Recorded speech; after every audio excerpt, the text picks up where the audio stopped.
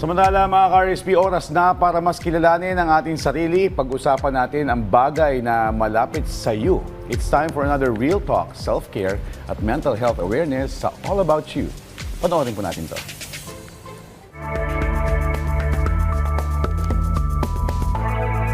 Magandang araw!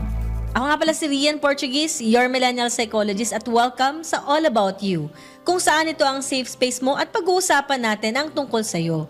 Para sa araw na to, sumakto na yung ating napili na tanong ay may kinalaman sa Suicide Prevention Month. Para sa hindi nakakaalam, ang September po ay para doon po nakalaan at yung ating tanong ngayon ay medyo maselan. Kaya trigger warning lang, meron tayong mame-mention na may kinalaman sa self-harming. So, tingnan natin at tunghayan natin yung question ni V. Sabi niya, "Hi, gusto ko lang i-share yung pinagdadaanan ko. Kapag sobrang bigat na ng emotions, hirap akong ilabas at madalas na nasasaktan ang sarili. Dumaan ako sa family issues, grief at pagkawala ng trabaho. Kaya mas lalo akong nakakaramdam ng pag-iisa. Dahil dito, minsan mas gusto ko na lang umiwas at manahimik. Ang gusto ko talaga ay matutong mag-cope at makahanap ng support, lalo na't hirap ako mag-open up sa bahay."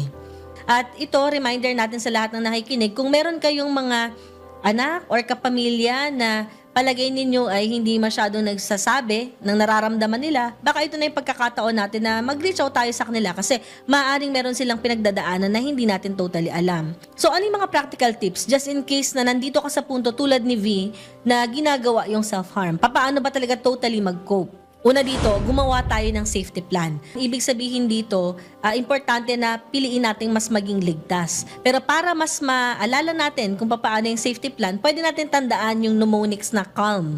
C-A-L-M.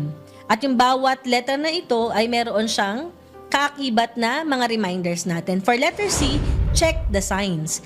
Kung ikaw ay nakakaranas ng ganitong klaseng sitwasyon, no, nagsa-self-harm ka, alamin mo kung ano ba yung mga senyales bago mo maramdaman yung urge na gusto mong saktan ng sarili. Para bago pa lang umabot dun sa punto na yun, naihahanda mo na yung sarili para ma-shift yung attention mo sa iba pang bagay, which is yung letter A, alternatives. O yung mga alternatibong paraan na mas safe para sa atin.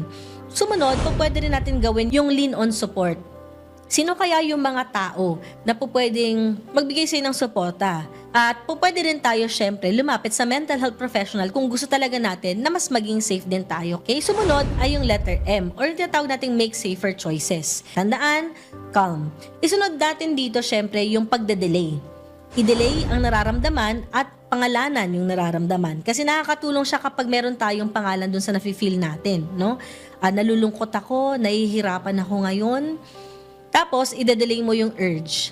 Lumalabas na kapag mas dinedelay natin yung ating nararamdaman, mas humuhupa din siya. At syempre, yung pinakahuli, pwede tayong gumamit ng mga sensory substitute o kaya yung pamalit doon sa mga sensations natin or senses natin. Kasi na-overwhelm tayo. Madalas, yung mga gumagawa ng self-harm ay na-overwhelm sila sa mga nangyari. Ang daming iniisip, nate-tension sila or na-anxious sila, at marami pang mga emotions na nararamdaman. Sana ma-normalize natin yung ganitong klaseng conversations kasi the more na nino-normalize natin, the more na mas nababawasan yung tendency na may nagagawa tayong hindi maganda sa ating sarili. So, maraming salamat, V. Alam ko napakahirap nitong question na to at itong nararanasan mo, pero sana nakatulong siya para kahit papaano alam mo kung ano yung mga gagawin. At sa mga nakikinig ngayon, kung meron kayong mga similar na mga tanong, huwag niyong kalimutan na mag-send ng tanong sa email na makikita ninyo sa ibaba ng screen na to. Muli, this is Rian Portuguese, your millennial psychologist. Maraming salamat at ingat po tayo.